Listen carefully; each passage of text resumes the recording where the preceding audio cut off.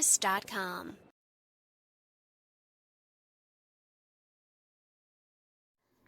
Before I begin with my story, allow me to introduce myself. My name is Bailey Maloney, and I am a huge fan of Sonic the Hedgehog. My sister introduced me to the franchise by allowing me to play Sonic Adventure 2 Battle for the Nintendo GameCube with her back in 2004. Ever since then, this franchise has been like my therapy. It got me better into communicating, making several friends, and letting me know that everything is going to be okay in my head. As long as the term fan of True Blue Hero, I have always have a Sonic merchandise, from plushies to figures, from comic books to games. It was very well done, and it was inspiring me to go work for Sega by the time I graduated college. I forgot to mention that Sonic the Hedgehog franchise also inspired me to become a voice actor for a voice acting career. Now I'm a long-term Sonic fan, however, I found something that left me a bit shaken. It was Saturday and I was just about finished the semester for the summer, so I thought it'd be a perfect time to watch Sonic X just for old time's sake. Sonic X is my favorite Sonic show. However, when I was a kid, I thought the plot of each episode was really nicely done, and the voice cast of the show was amazing. I was just about done with the 21st episode, but I decided to check out the new Sonic IDW Publishing comic series. In case you didn't know what the series is, it's a Sonic comic series that had been published by IDW Publishing in 2018 after Archie and Sega cut ties with each other before they could have any more issues a year prior. As much as I missed the Sonic and Archie comic series, I actually like the new recent comic book series. It introduces the fans like myself, new characters: Rouge, Tumble the Skunks, Tangle the Lemur, Whisper the Wolf, Dr. Starline the Platypus, and the newest character, Jewel the Beetle. I went to the IDW Publishing website to check out any new issues for Sonic series. I thought the new series from 13 and 15 were actually really intriguing. I just couldn't wait to read them. However, there was this one that scared the living crap out of me, and I thought you might be one of the ones to judge. It's called Sonic IDW Issue 31, Rise of the Vampire Hedgehog. I thought, wait a minute, we're not into 30 issues yet. What's going on here? Before I could start reading, I took a look at the front cover. It had Sonic the Hedgehog, Miles, Tails Prowl, Knuckles the Archinina, and Amy Rose embracing themselves as an unknown figure with a shadow on the wall. That shadow looked almost familiar, like Rabbit. Could that be Cream? I wonder what happened to her. That's what I'm about to find out. I also saw an unfamiliar robot that had red eyes and sharp teeth. At first I wanted to know what it was, but I had a shock feeling off and I began to read the comic. It was about Sonic and his friends, Tails, Knuckles, Amy, Cream, and Cheese. Sonic was free from the metal virus and was hanging out with Tails and Knuckles into the woods. The metal illness turns out any living creature into a zombot, which is the animal that has been affected by the metal illness. Amy was on her way up to meet up with the guys. Sonic said, "Phew, thank Chaos that we finally have that cure for that metal illness. I thought I was going to be one of those called zombots." He began to act like a zombie and said, "Living creatures," in a slow, emotionless tone of voice. His best friends laughed at the joke. "You said it, Sonic," Tails said after laughing.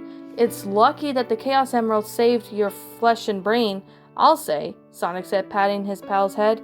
He turned to Knuckles, his best friend and rival. "Hey Knuckles, how's it going with you and Master Emerald ever since we started saving the Neo Metal Sonic?" Sonic nudged Knuckles on the shoulder while giving him an ingenious smirk. It's been pretty well. I'm just been happy I got my baby back," Knuckles said. Not long after he answered, Amy came running towards them. She was looking all scared, and she obviously hugged Sonic really tight and began grasping for air. Sonic, showing concern for his friend, hugged her back and asked, Amy, what's wrong? Are you okay?"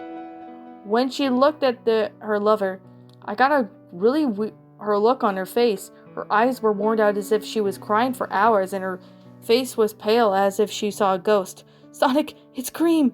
Cream the rabbit is Amy's best friend and close friend like like she is to the pink hedgehog's little sister, quite similar to Tails' friendship with Sonic. Anyway, Sonic looked at the pink hedgehog with such a state of shock. He realized that something was wrong and noticed the same thing went with Tails and Knuckles. "Cream? What's the matter with Cream?" Sonic asked Amy. They began to ask Amy some questions about the situation that Cream was in. "Did Cheese ran away?" Tails guessed. "Cheese is Cream's pet chow. He's always close to his owner." "No," Amy replied. "Did Cream's mother caught the flu?" Knuckles guessed. Amy shook her head and said no. "Did she get captured by Eggman again?" Sonic guessed. "No, it's far worse," Amy said. "Come with me." They all went to the village where the rabbit lives. Once they were arrived at Cream's house, they went to her bedroom and they saw the young rabbit lying down on her bed. She looked like she was about to fall asleep.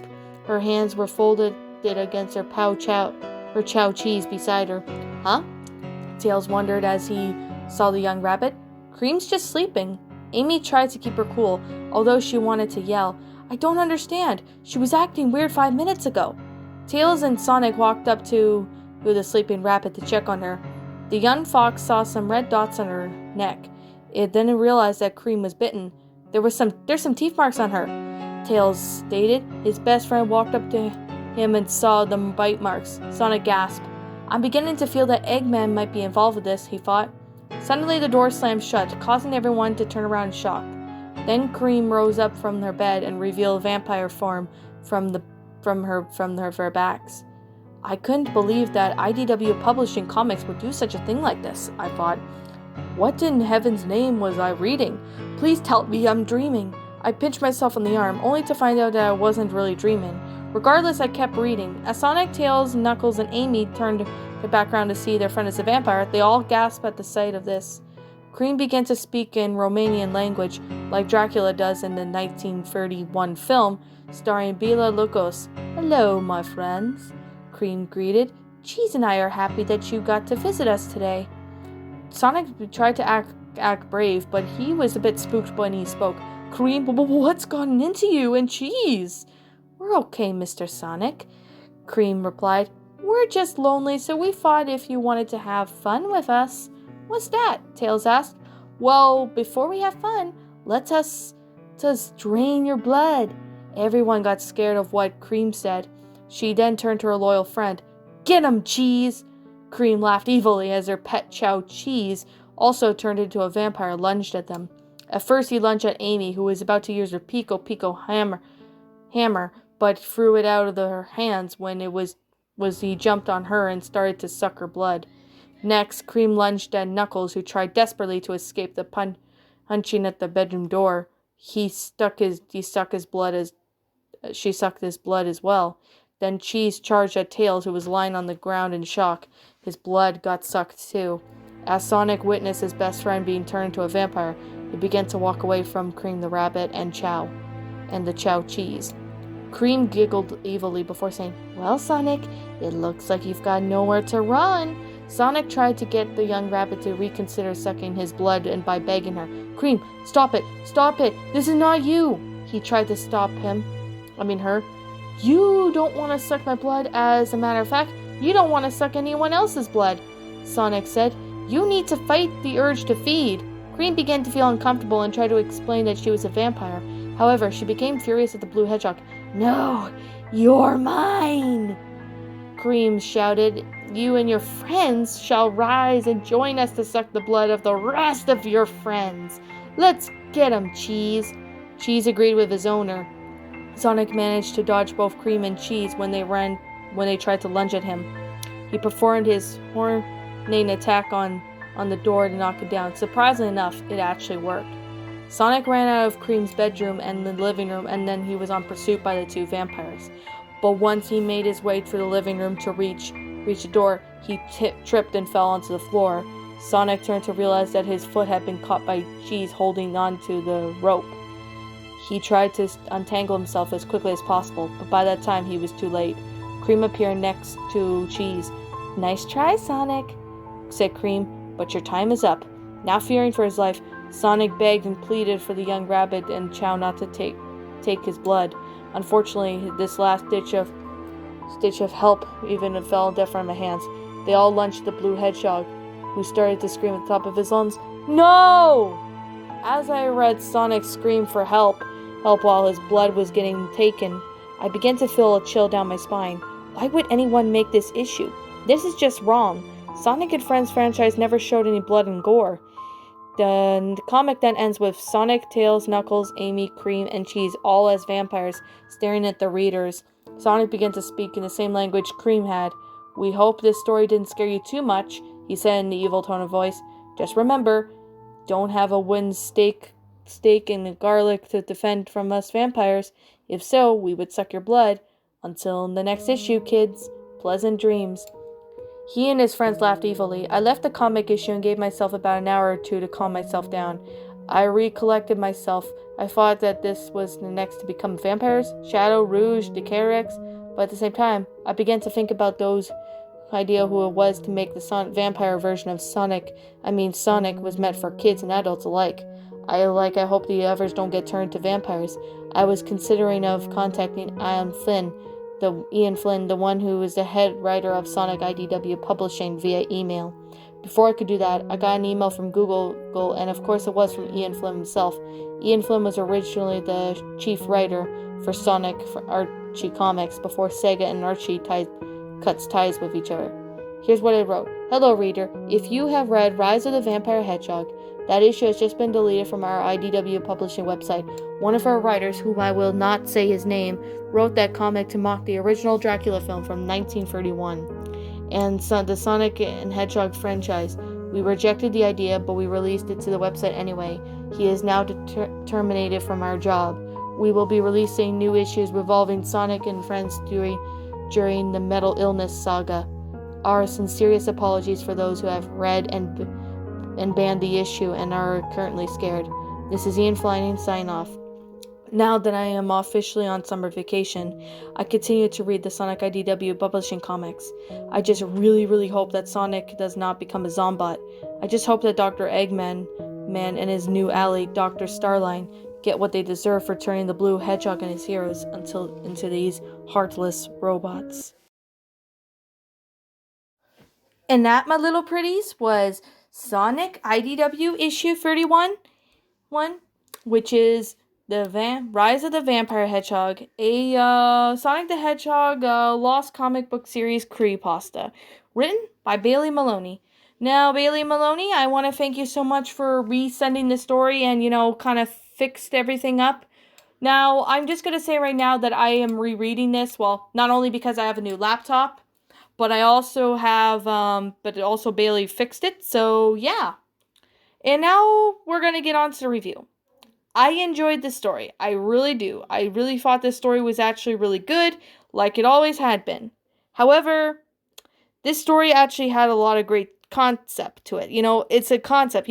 It's not cliched. Like, it's not, anyone finding this, episode out from, like, a mailbox or, on DVD or VHS. No, it's none of that, which I'm really glad because, that is very cliched. And this is a lot better than the Goshia Wiki episodes. Well, Matthew Bumford's episodes on there are pretty good. However, this episode did pretty good. And this one manages to get a really good idea of, having it being a lost comic. I actually have to say this is actually one of the good comic episodes. I could definitely say that there was a lot of great stuff that I do have to say to this. Now, the good thing is that the grammar was really good. That is something I can really recommend, is that the grammar is amazing. The sentence structuring of how everything went out, the paragraph structuring, and the concept. The concept was just beautiful. And the sentence structuring, the paragraph structuring flowed out beautifully. I was able to read most of this without stuttering as much as I did when I first read it. But I could definitely say this one is just really good. However, though, is there anything issues like I have with the story? No. Surprisingly, I don't have any issues with this story at all. I honestly found this story to be really amazing. Now, I could definitely say that if you guys want to check out this episode, it's on Google Docs, by the way. For those who want to see it, let me know. For those who have my social media sites and for those who know Bailey Maloney, I highly recommend you chat with her. And yeah, this is actually a really great story, and I have to say, this story actually did pretty good.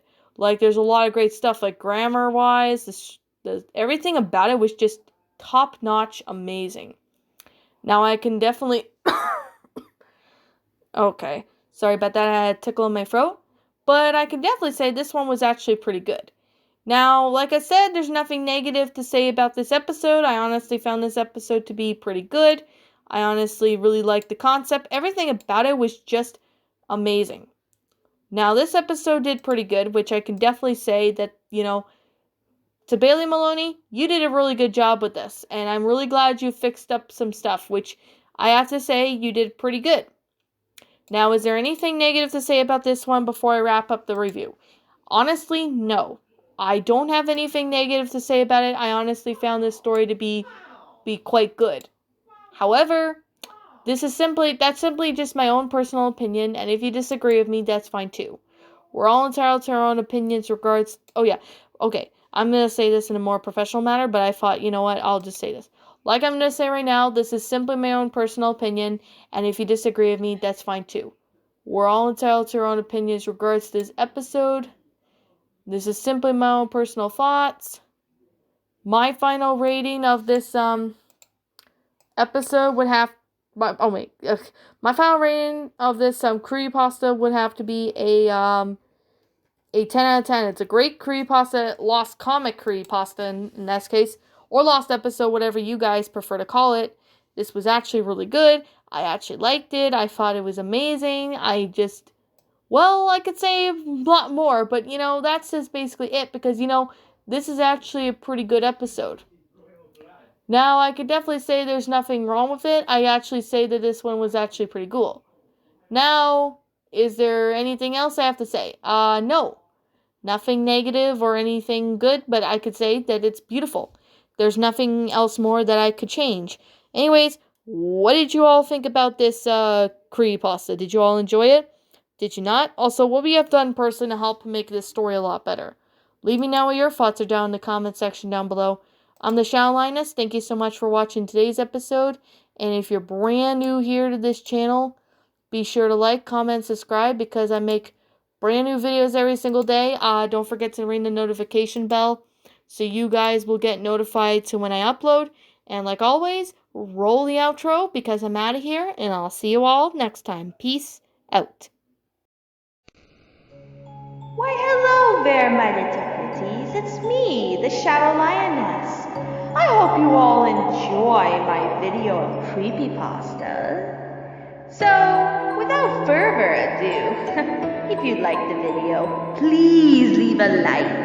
And if you want to survive my cave of terror, please hit the subscribe button down below. Leave a comment in the comment section down below. Donate to my Patreon when you can. And the only way you're going to survive me in the cave is you're going to have to sub to me and press the bell for notifications so you'll get to know when I upload. Well, without further ado, my little pretties, I'll see you in the next video. Sweet dreams, my little pretties, and I hope in the next night I will traumatize you more.